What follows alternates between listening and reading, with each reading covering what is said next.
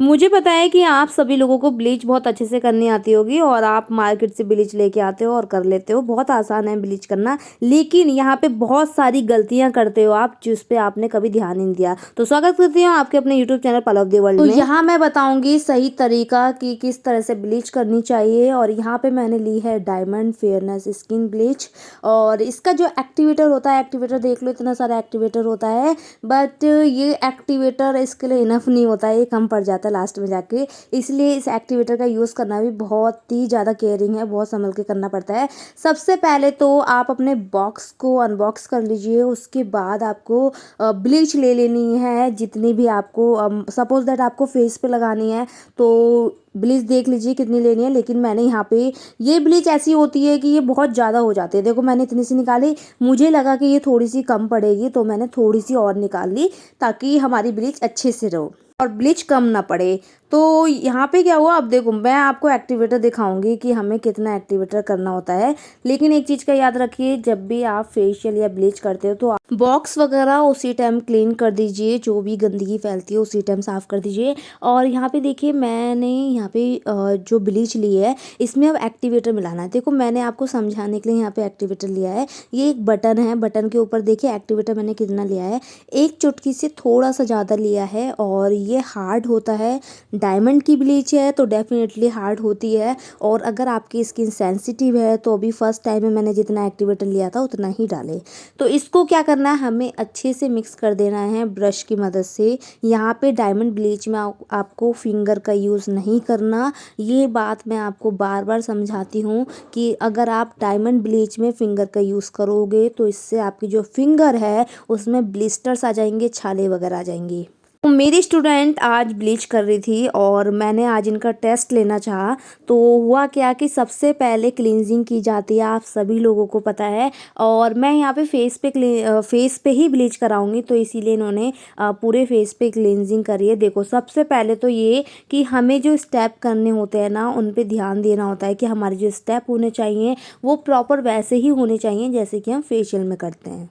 और आपको यहाँ पे ध्यान रखना होता है कि जब आप मसाज देते हो तो आपकी जो टिप्स हैं, आपकी जो फिंगर हैं, उनका प्रेशर सही जगह होना चाहिए। यहाँ पे इन्होंने कई गलतियाँ की थी तो मैंने इनकी गलतियों को एक्सप्लेन भी किया था, बीच बीच में मैं बताती भी जा रही थी।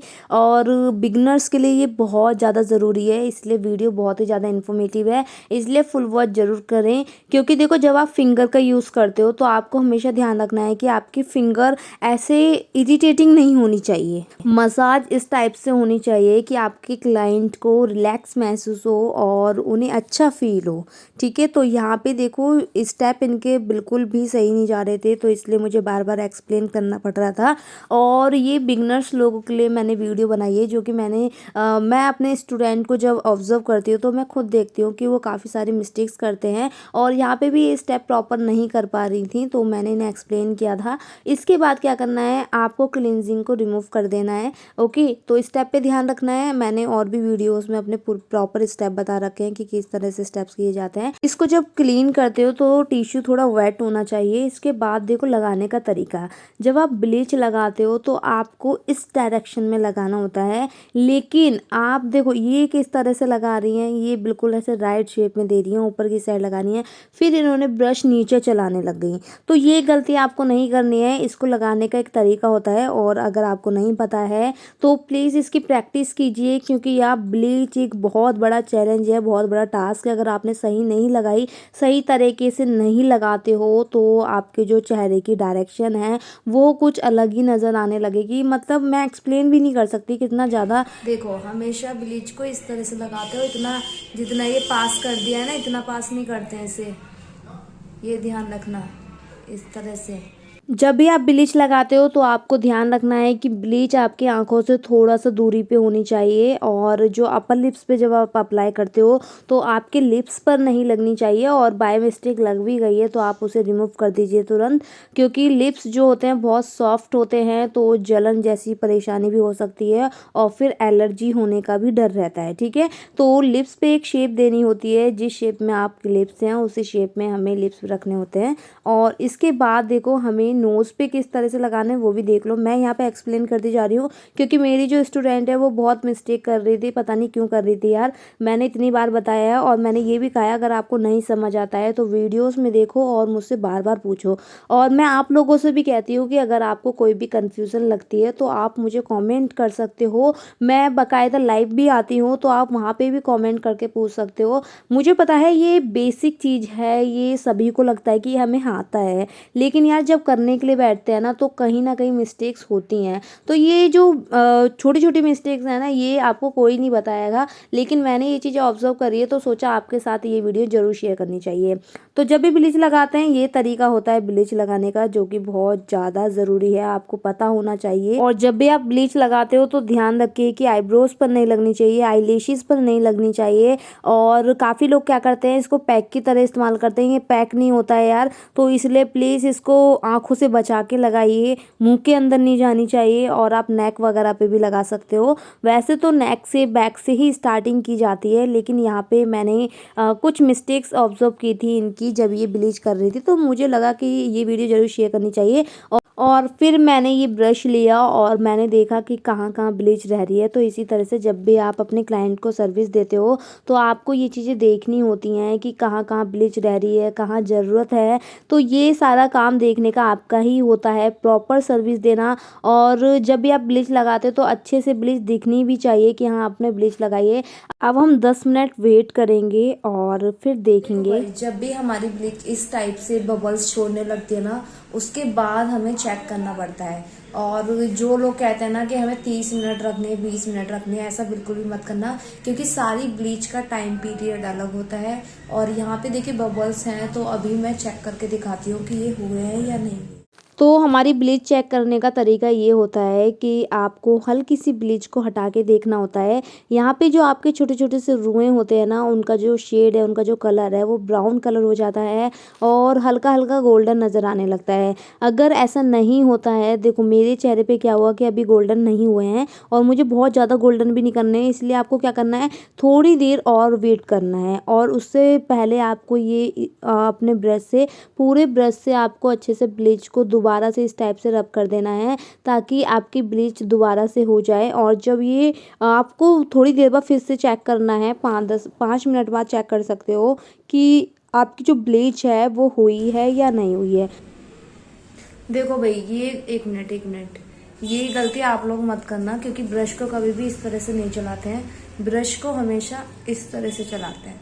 ओके, एक ही डायरेक्शन रखनी है आपको। और जब हम आईब्रोज के पास आते हैं ना तो हमें अपने ब्रश को थोड़ा पतला कर लेना होता है इस तरह से, ठीक है। और ये चीज यहाँ पे भी ध्यान रखना कि जब आप आईज के पास आओ तो इतना पास में नहीं लगाना है, ठीक है। ये आप सभी लोग गलतियां करते हो तो इस चीज का ध्यान रखना। तो आपको पता चल गया होगा कि क्या क्या गलतियां आप लोगों से भी होती हैं। और ये कोई पैक नहीं होता है, ये ब्लीच होती है। बहुत जब हमारी ब्लीच होती नहीं है तो हमें दोबारा से ब्लीच को उसी तरह से ब्रश की मदद से करना होता है जैसे कि हम ब्लीच अप्लाई करते हैं पूरे फेस पे।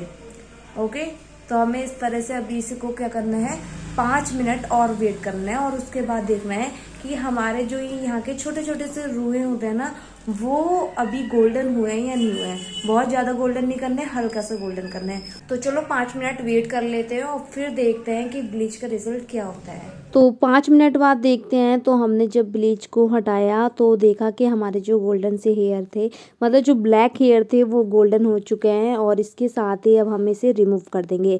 तो आप चाहो किसी भी स्टिक से कर सकते हो, जब आप ब्लीच लेके आओगे तो उसके साथ स्टिक आती है। बट आपकी स्किन ब्लीच के बाद सेंसिटिव हो जाती है तो वो स्टिक का यूज़ मत करना यार, उससे काफ़ी दिक्कत होती है, इरिटेशन होती है और स्किन पर खिंचाव सा पड़ता है। तो इसीलिए आसान सा तरीका यह है कि टिश्यू लीजिए और उसको हल्का सा भिगोइए, गीला कीजिए और उसके बाद टैप टैप कीजिए और फिर ब्लीच आसानी से रिमूव हो जाएगी। बट यहाँ पे मैंने इन्हें बताया भी था बट फिर भी ये गलतियाँ कर रही थी। इन्हें लग रहा था कि वो वेट है, बहुत अच्छे से गीला हो रखा है, लेकिन ये अच्छे से गीला नहीं था। ये टिश्यू पूरी तरह ड्राई हो रखा था। तो आप लोग इस टाइप की गलतियाँ मत करना। और देखो आँखों से बहुत ज़्यादा आँसू भी आ रहे थे मेरे। मैंने आपको स्टार्टिंग में ही बताया था कि डायमंड जो ब्लीच होती है उसका जो एक्टिवेटर होता है वो बहुत हार्ड होता है, तो इसी वजह से कहा था। और अगर आपकी स्किन सेंसिटिव है तो आप केयरफुल हो जाना, बहुत ज़्यादा ध्यान रखना इस ब्लीच को करते समय, क्योंकि डायमंड जो है वो बहुत ज़्यादा टाइम तक आप फेस पे नहीं रख सकते हो।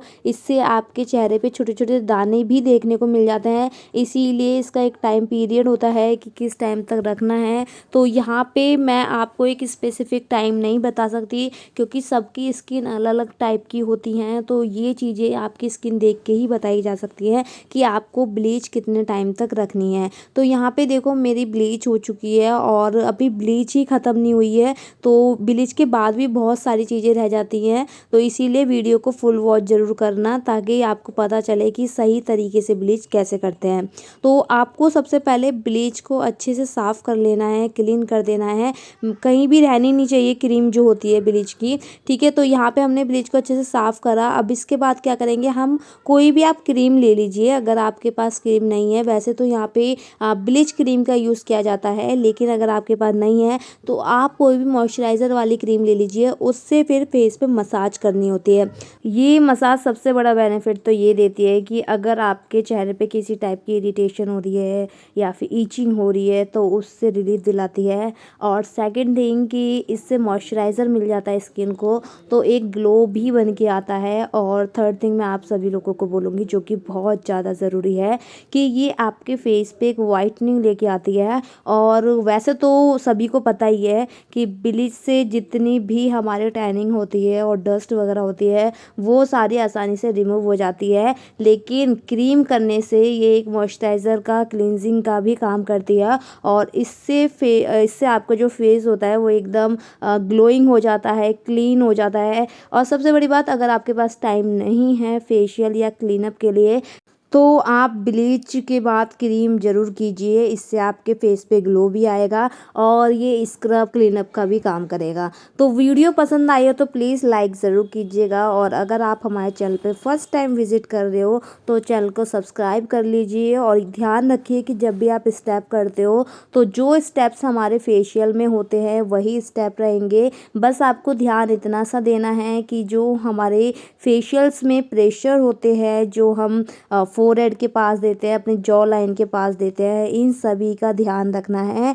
और इरिटेटिंग नहीं होना चाहिए, हाथ बहुत ज़्यादा टाइट नहीं रखना है, आपको हाथों को सॉफ्ट रखना है। बीच बीच में वाटर या रोज़ वाटर का यूज़ करते रहिए, जिससे कि आपके हाथों में स्मूथनेस आए। वीडियो कैसी लगी मुझे कमेंट करके ज़रूर बताना। और अगर आप हमारे चैनल पे फर्स्ट टाइम विज़िट कर रहे हो तो चैनल को सब्सक्राइब ज़रूर कर लीजिए, ताकि मैं ऐसी इन्फॉर्मेटिव वीडियो छोटी छोटी मिस्टेक्स आपकी बता सकूं और ये गलतियां आप कहीं दोबारा ना दोहराएं। तो इसके लिए आपको चैनल को सब्सक्राइब करना पड़ेगा।